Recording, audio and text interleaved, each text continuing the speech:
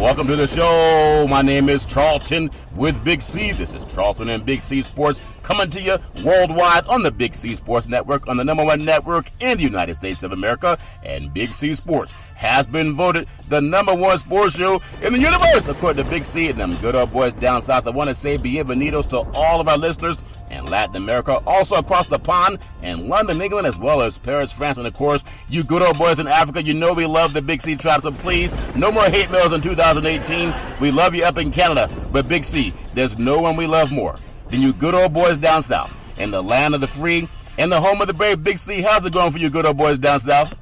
Right now, Charlton, we're geographically challenged. We thought we were in the south, but it feels like we're up in the northeast. I mean, somebody has left the freezer door open down here. I mean, it's that chilly, you know, and I don't know whether to walk or get under the blanket. Sometimes you can walk with a blanket, Big C. I think that's what them good old boys did back in Jerusalem back in the day. I want to say today is a beautiful January the 4th, 2018, in the land of the free and the home of the brave. So many things to talk about in the world of the sports universe.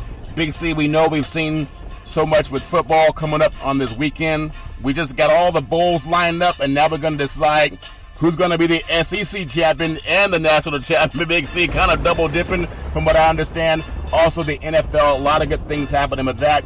But I want to start out, Big C, with basketball. I know there's something about players and respect, and you're big on respect, and there's a lot of respect in the broadcast business. Last night when Cleveland played Boston, in Boston, Isaiah Thomas goes back to Beantown, and them good old boys gave him as much love as they gave Kyrie Irving coming there because they believed in what he did for them. Big C, your thoughts?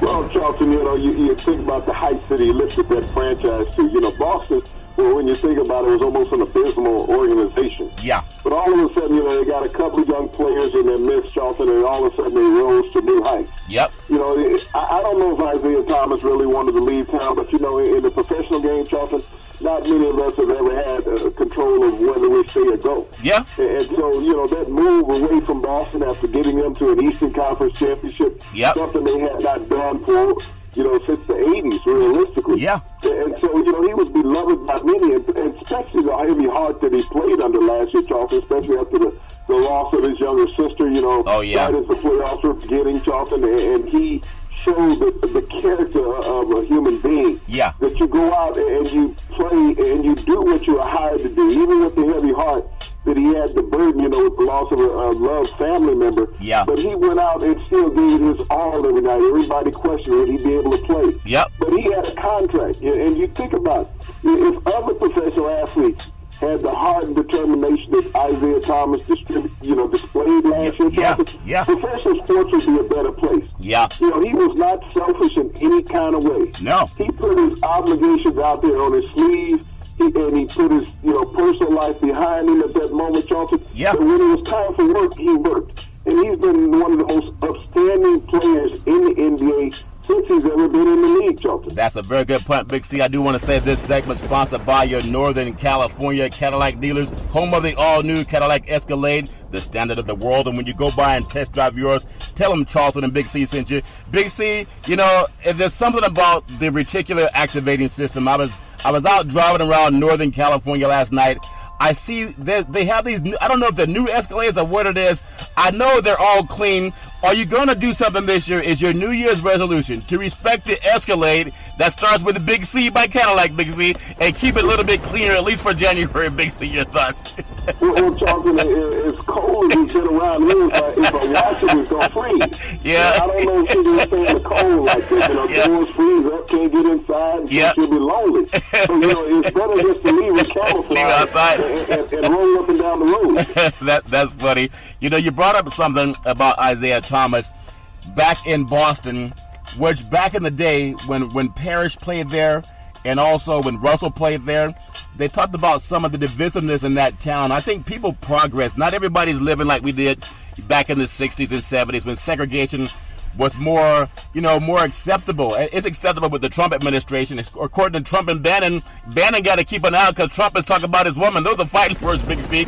But I want to ask you to juxtapose how Russell was treated at times when he was in Boston, even though he was a great Celtic. Isaiah Thomas never won a championship for the Boston Celtics. What's it about him that they're giving so much love that they didn't even show guys that won championships for them back in the day? Is it because of the climate change, Big C, or just they have a more appreciation for African Americans? Your thoughts?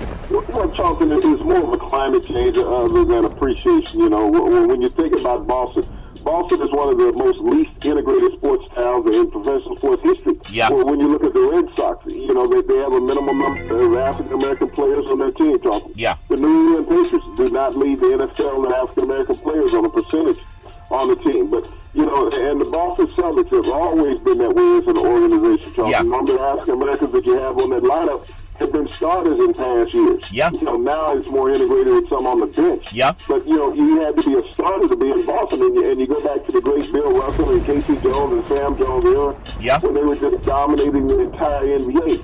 Yes, you were loved as an athlete, Yeah. but you were not my neighbor. Yeah. You know, that was the mindset. You could only live in certain parts of town. Yeah. Even being the most revered athlete in that state, in that city, you could only live in certain parts of town. So, you know, even though you're cheered when you're on your playing field, Charlton, Yeah. you're not welcome in that certain grocery store. Yeah, that's how things were during that time. Yeah, and that's a shame because I remember back in the day watching programs like Archie Bunker, and I believe that show is based out of Milwaukee. I may be wrong about that, but they made fun out of a bigot. A guy being a bigot was actually considered TV, good for TV. Could you imagine the knuckleheads in Hollywood saying, let's make bigotry the number one TV show that we have out of Hollywood and have this old white guy that doesn't like anybody?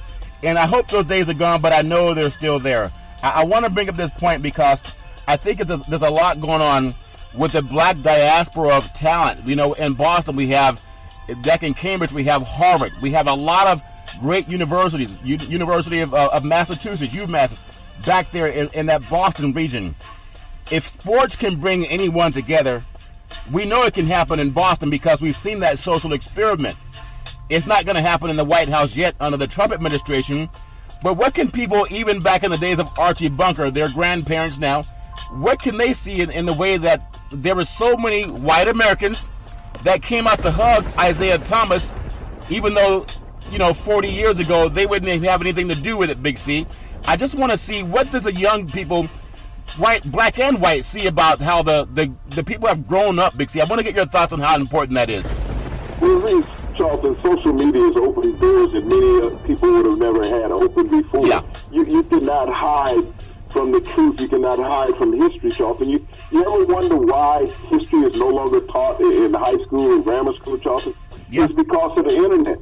You can no longer just tell people what you want them to hear. Yeah. You have an open door to research. Yeah. And so that's the reason why history has been omitted from the classroom in schools, Charlton, because you can no longer perpetuate these lies that, you know, we grew up with over the years. That there was limitation and participation for us what minorities did, Yeah. and how America benefited from them, Charlton, other than just slavery. You know, that was the mainstay as far as minority participation in America that was told in history books. Yeah. And now when you can see these tremendous athletes on television every day, you can see them on the internet. Yep. You can find out that they're real people, Charlton, that they're compassionate and they have feelings like everyone else. Yeah. This was a lie that was bestowed upon America for years. That minorities had no feelings. They had no family values. Yeah. That they were like animals. Yeah. And so you couldn't trust them. And that's the lie that was lived in this country for years. Yeah. But once the world was opened up through the internet, through athletics, through politics, through business, you saw that these were productive people, that they was caring and compassionate people. They weren't criminals. Yep. They weren't Yep. like the president want to label minorities as now rapists and drug addicts and drug dealers and stuff. Yeah. You know, but when you can live in any neighborhood you want because you can afford it, people get a different eyesight of people, Charlton. Yeah. And not that mental, you know, residue that they had before, but they have eyesight now. Yeah. And as long as you have that, you can understand it. It's like watching an instant replay. When you see an instant replay, most of the times we see it in real time what actually happened. Yeah. But now that instant replay really indicates what occurred, and when you see that athlete performing on that instant replay, you say, wow, I didn't think I saw what I saw. Yeah. And so now that's what happens in real social life. Yeah. I see what I thought I heard. Yeah. You know, that these people are real. Yeah. And so it has changed the landscape of how people look at each other in America, Charlton. Yeah, that's a good point, Big C. Let me bring something back there, because I know you've traveled a lot. And see, I'm out here in California. I think for the most part, people get along. Even if they don't like you, at least they're cordial. It's not some of that standoffish behavior that I've heard a lot of people talk about, whether you're on the East Coast. I remember being back in Boston and New York, and there are people saying, you know, if you're in New York, don't wear a Boston hat, because the people get really irate about that. And especially if you're in Boston, don't wear a Yankees hat because of that rival. But that's because of uniforms and team affiliation.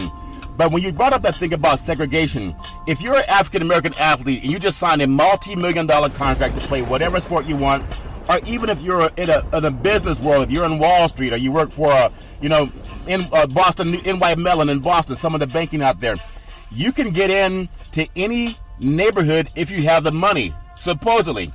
If you're an athlete, you get into anything. They get you free dinner, free everything. I just want to ask you, has that same, the appreciation they showed for Isaiah, because I was shocked to see it, is that happening in the banking business? Is that happening in real estate? Is that happening in corporate America, in those same East Coast cities that have always kind of prided themselves on tacit segregation? Big C, your thoughts?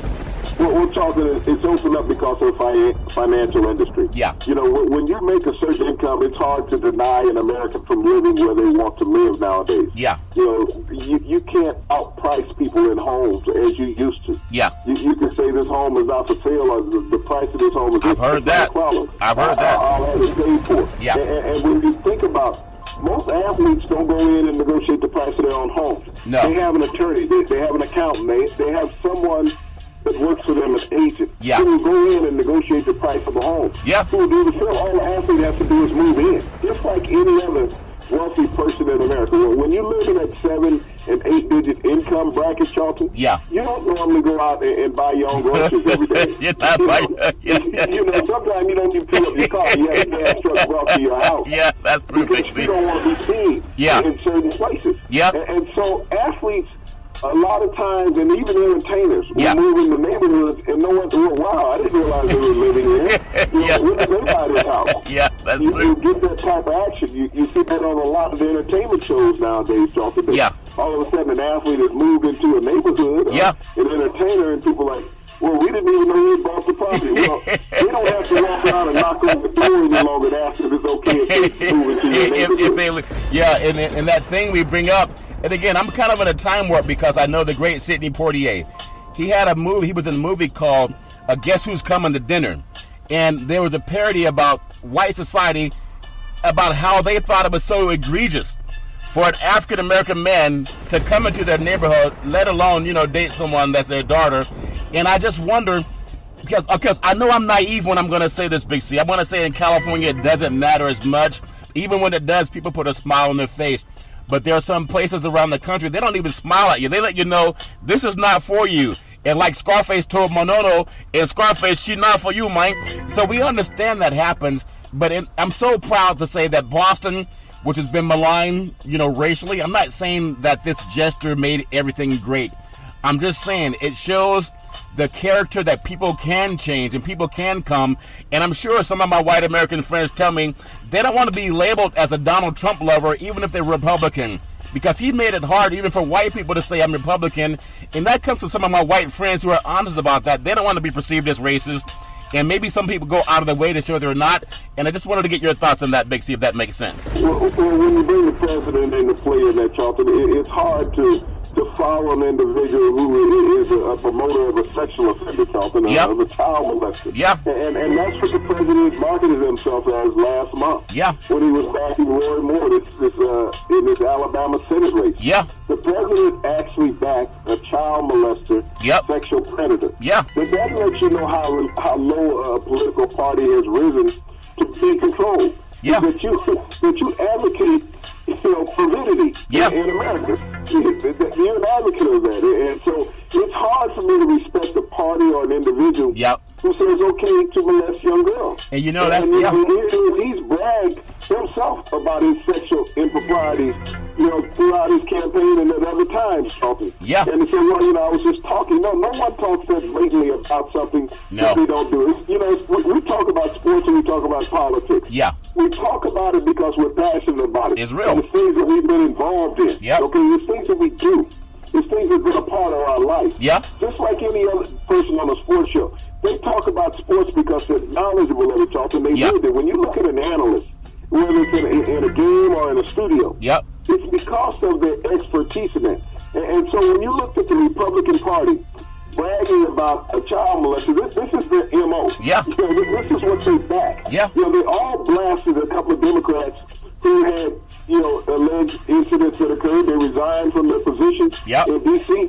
But the thing about it, no one from the Republican Party, Charlton, resigned from their position. They say this is acceptable practice in our party. Yeah. We don't resign because of sexual allegations, because of sexual misconduct. Yeah. This is what we've always done, and you have to accept it. Yeah. And they do.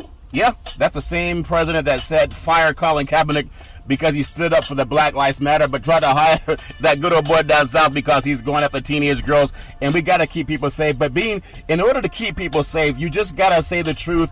You got to let people know there's an issue. If you itch, you're supposed to scratch, Big C. If some people don't scratch when they itch, Big C. I don't know if that makes any sense, Big C. But if you got a problem, you got to let people know you got the problem, so they can fix it. I do want to say that sports is a billion-dollar industry, and boys and girls sports is the foundation to this billion-dollar industry. For every athletic and sporting event, you need athletic and event insurance. We work with Ben and Mark. They've been around half a century. They work with Big C Sports, whether you're a pro team, a collegiate team, a high school team, or your mom and pop soccer leagues. When you need sports insurance, reach out to them. Let them know that Big C sent you. Call 800-772-8624. That's 800-772-8624. 8624. Big C, I want to bring something up when we talk about this thing with the Boston Celtics, and I'm proud again of Boston. It doesn't mean that it's always going to be that way. I'm sure there's always going to be people. No one wants to be lumped into anything that's negative all the time. But I got to get your thoughts on something. I think it's kind of sinister.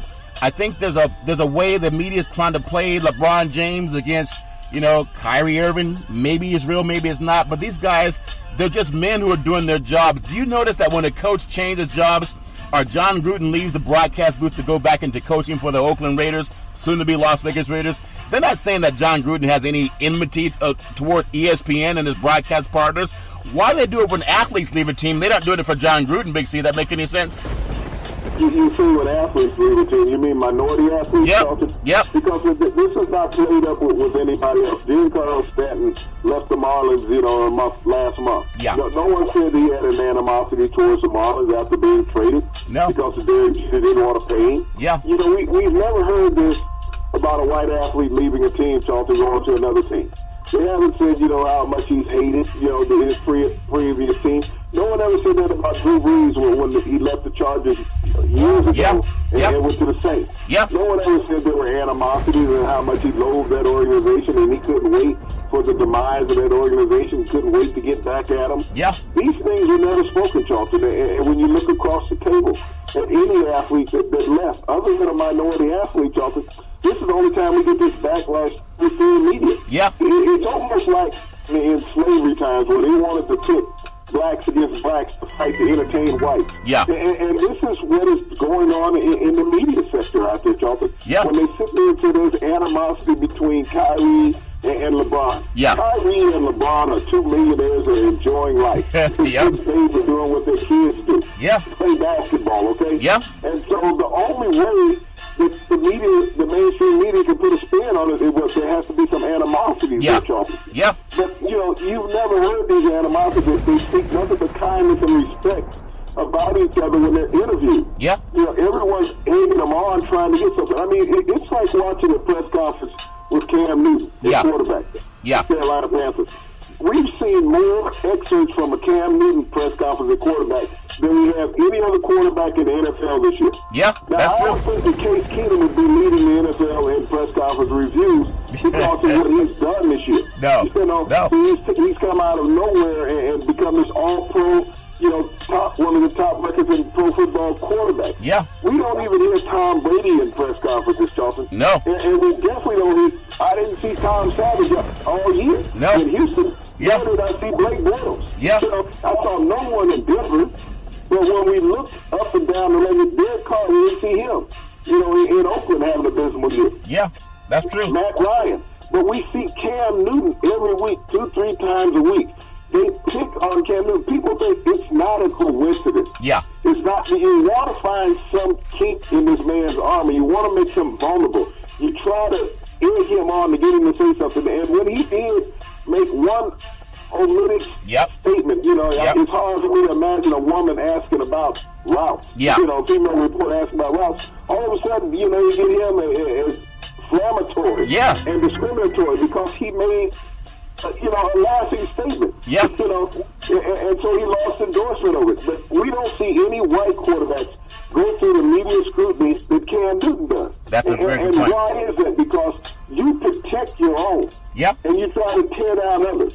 Cam Newton is the most scrutinized quarterback in the NFL because he's African American. Yeah. I mean, Nathan Peterman threw 5 interceptions in 5 minutes for Buffalo. Yeah. And they hit him like he had stole something, Yeah. He did steal something. He stole his game check that weekend, Big C. He didn't play for it.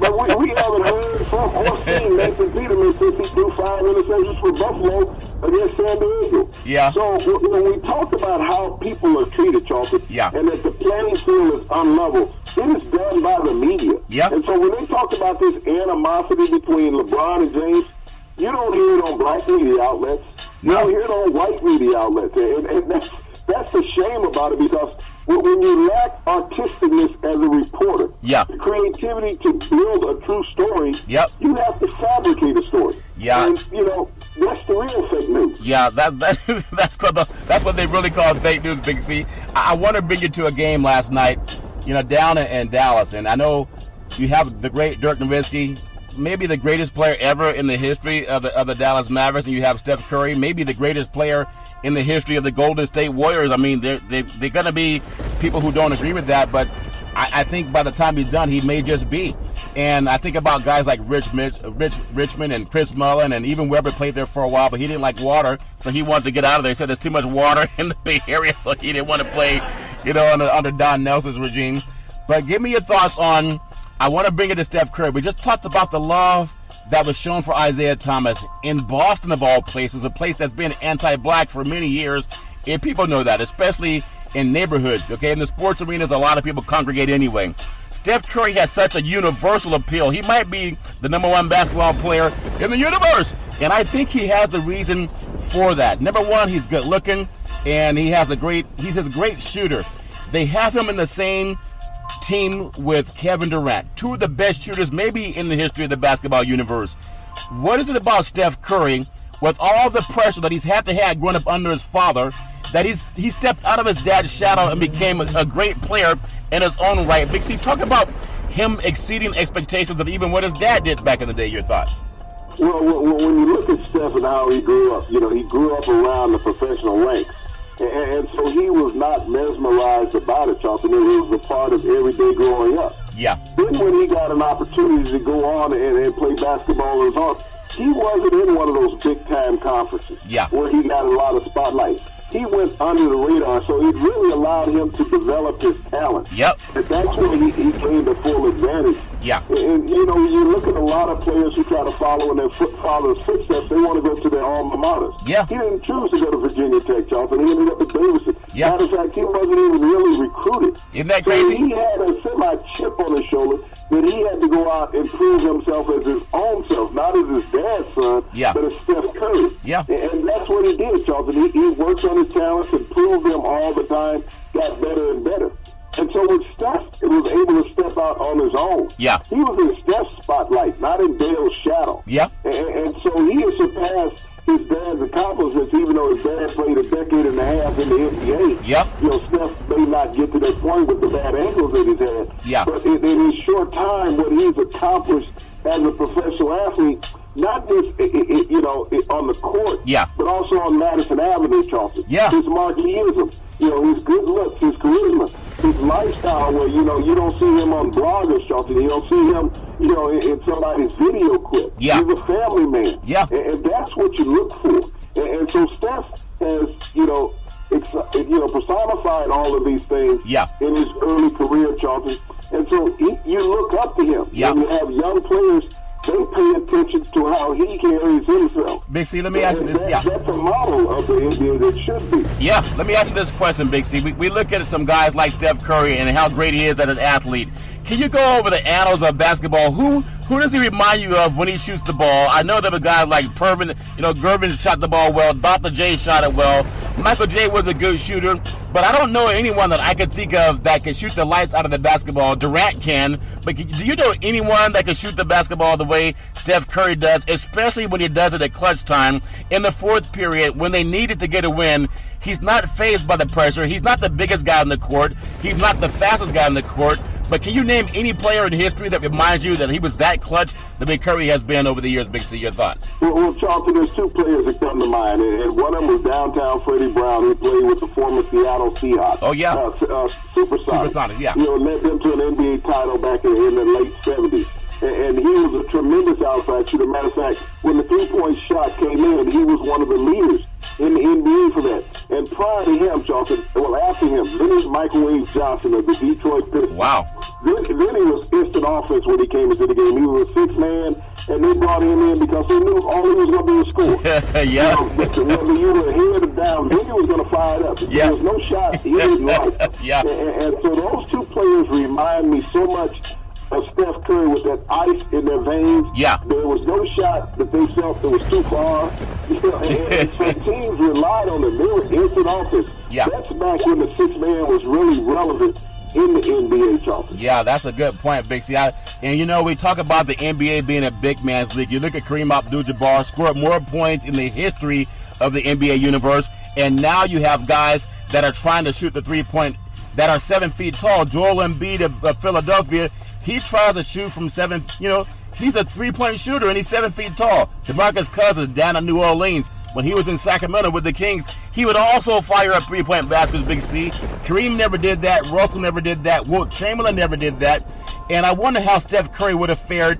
And I want to get your thoughts. How would Steph Curry have fared in a game back in the day when he had to play against Russell, when he had to play against Kareem or Chamberlain, or even Moses Malone? They didn't have guys that had to worry about the three-point basket, so they were always packing the paint, getting closer to the basket. Steph Curry, I'm sure he would have been as great back then, but he didn't have the incentive to shoot a three-point basket. They didn't have it. How would he compare point-wise to guys like Kareem and like, Dr. J and also Wilt Chamberlain, them good old boys? Big C, your thoughts? Well, I think the quickness that he has, Charlton, you didn't see players of that era with that type of floor quickness, and that would have separated Steph from a lot of players. They would have utilized a lot of pick and roll in offenses that he played in. Yeah. The three-point shot would have been there, but it shows his distance, his range of shooting. Not only can he shoot from the outside, Charlton, but he's a fearless penetrator. Yeah. And the quickness of the big men back in that era was not the quickness of the big men now. They were not as good athletes. So I think he would have fared very well. The game was a little more physical in those days. Could he have played against the Detroit Bad Boys? Could he have played against the Bad Boys, Big C? They would have roughed them up with a Robin and the Lane Beard, them guys. Well, he could have, Charlton, but, they had, like I said, they had players like Isaiah Thomas on that team, Vinny the Microwave Johnson, Joe Dumars. They had smaller guards. Yeah. They had the big players where he wouldn't have gone inside and got away with things. Yeah. But as long as he would have stayed outside, he could have been competitive against players of that era, Charlton. Yeah, that's a good point, Big C. I want to run down a little bit in the Eastern Conference Atlantic Division. Boston's in the top seed, followed by Toronto. Those two teams are going to battle. New York is starting to slip. If you go to the Southeast Division in the NBA Eastern Conference, Washington's right there with Miami, and then Charlotte's slipping, so you're going to have Washington and Miami competing for that division. In the Central Division, Cleveland's going to run away with it, even though they're followed by Detroit. And Detroit's playing good basketball, but no one's going to notice because they have to chase Cleveland. In the Western Conference Southwest Division, Houston, they're leading at the conference, and then San Antonio's right on their heels. New Orleans slipping behind those two teams by about 6 games. I would not be surprised if San Antonio overtakes Houston just because Coach Pop makes his team play defense. In the Northwest Division, Minnesota's an up-and-coming young team. They're good. OKC is starting to play better basketball with the chemistry. They're still behind by 4 games. in the Pacific Division, Golden State's going to run away with it because they're about 13 games over the Clippers in second place in that division. So we know basketball has a lot to be thankful for, and we look forward to all the great basketball that we're going to see, especially coming up on the playoffs. And we know that's the part that everybody loves about NBA basketball. Big C, I want to touch on just a few more things before we close. In the world of high school basketball, I want to just praise the top 10 girls basketball teams because we do that on Big C Sports. And we have number 1, Archbishop Midi out of the Bay Area, San Jose. Number 2, St. Mary Stockton, California.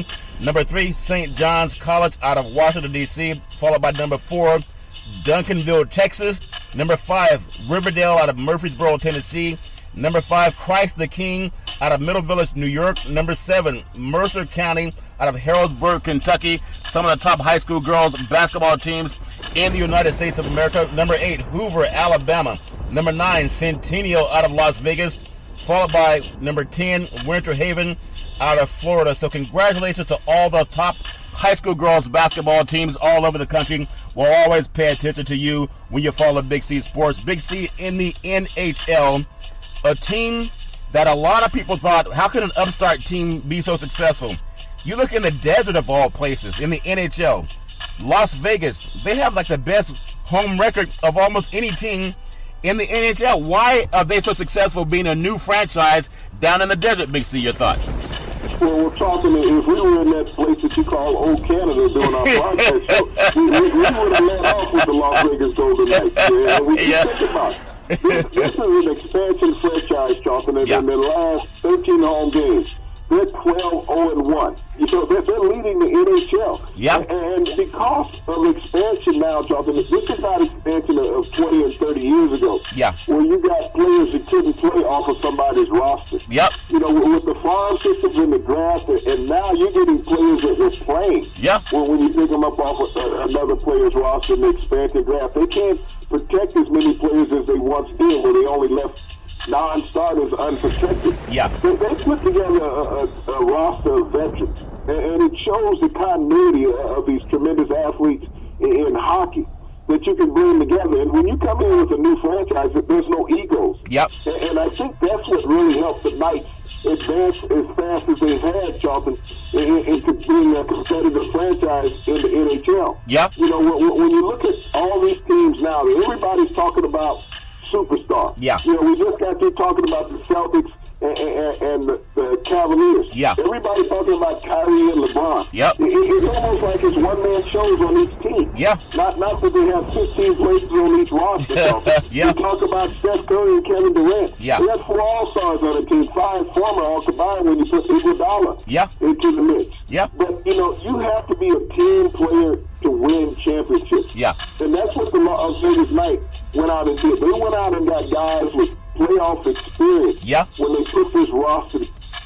Yeah. When they put it together, and that's why they're going to be, I guess, you know, when the Raiders go there, I don't know if the Raiders will have the same kind of success. I know they will for the first couple of years, but if they don't win, Big C, you think people are going to turn out to watch them play?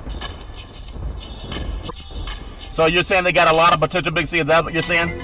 Well, the Raiders have a lot of potential talent. I mean, we saw that potential this season potentially not be good also. So, you know, when you go to Vegas, I don't know if they can have that same type of success because that hunger is not there. With the Knights, Charlton, you had a new franchise. Yeah. They were hungry to establish themselves. Yeah. They weren't a franchise that's been around, that's been on the move, and, you know, have expectations. And sometimes when you can blindside people, Charlton, you know, just like in football, you can limit them a little. You love blindsiding back in the day. I understand. I pulled up some of your games. I know you're known as the blindsider, Big C, from what I understand. Well, now they call it targeting, you know. But, these players came out to play. The Raiders, you know, this is a team right now that's unsettled. You think about the potential of the Raiders to have some success. Yeah. You know, you bring in a coach that's a loser. Okay, as a coach. Yeah. Period. I mean, let's be honest. Fired from his last job. Fired from his last job.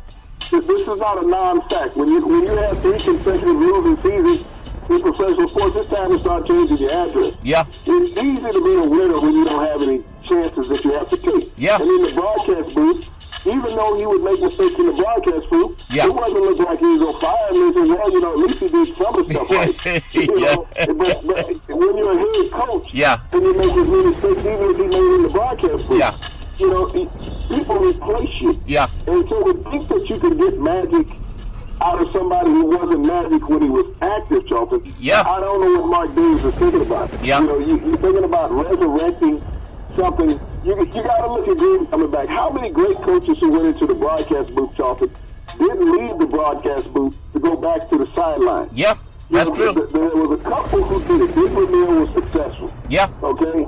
But nobody else. John Madden never sought to go back. I think about the great Bud Wilkerson, who has all-time consecutive win record at Oklahoma. I think he had 15 consecutive victories at Oklahoma.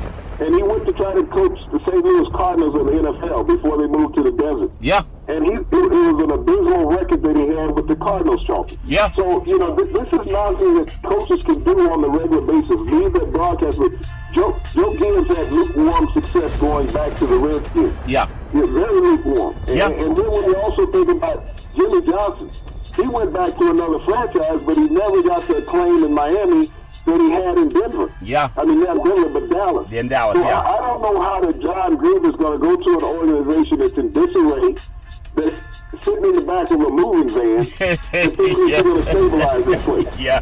That's funny, Big C. We know it's all fair and love and war, and when you have the money, your money talks, and the other thing walks, Big C. So we know no matter whether people like it or not in the Coliseum and in the Bay Area, it's amazing if you think about the Raiders who want to buy tickets, and I love watching that franchise over the years, Big C, on the West Coast, but you got to look at how they treat their owners, how they treat their players, how Davis treated Marcus Allen back in the day, robbed him of a lot of yards that he could have had, and how they just hire and fire people. The way they do business, I know it's big business, but you're telling your organization and your city, you're leaving, please support me for 1 more year or 2 more years. Could you imagine some man going home to his wife and say, honey, I'm leaving you for a younger and prettier woman, but can you please stay with me for the next year? I'll be with her in about another year and a half. Big C, would that make any sense? Your thoughts? Well, Charlton, it's a hard love-hate relationship that you have in Oakland. I mean, these fans have gone through so much over the decades. Yeah. You know, the departure to Los Angeles to play out in the Coliseum. Yep. Now to come back and all the promises that we're here forever, we're never going to leave you again. Next thing you know, we got another date offer from somebody else, and so we got to go. But we want you to support us for the next couple of years until they get our honeymoon suite together. You know, that's funny, Big C. That's what you're going through. Yeah. And so as a fan who has to go to work every day, who doesn't make the money that an athlete makes, who doesn't make the money that an owner makes, and is told by his owner, you have to buy a personal seat license to come watch the team that's going to leave you. Yep. Okay? That's like the girlfriend said, I'm leaving you for another guy who's younger and pretty, and plus he's worth $2 billion, but I want you to come and see me, send me off with him when I walk down the aisle with him. That's some good old boy tough stuff. Big C. Back in the day, there was a man by the name of Drew Bundini Brown. He was known as Muhammad Ali's right-hand man. He would always tell Ali, with all you got to use, how can you lose? Rumble, young man, rumble. Big C, what are you looking forward to in the sports universe? Well, Charlton, I'm going to go out tomorrow and get me some stock in Greyhound, because the University of Alabama and the University of Georgia are going to have to drive down to Atlanta to the Mercedes-Benz Dome. Yeah. You know, this game, when you think about it, Charlton, Alabama has to drive about 160 miles. Wow. Georgia has to drive about 265 miles, so you're not going to be flying in there. So, No. You think about this will be the first national championship, Charlton, in the new millennium that both teams have to bus into. They're going to take the bus like they did back in the day. Big C, I love the way you bring it to us worldwide on the Big C Sportsbook. And you can always follow us every Monday through Friday at 5 and 6 p.m. worldwide when you follow Big C Sports on the Big C Sports Network. We're on the #1 network in the United States of America.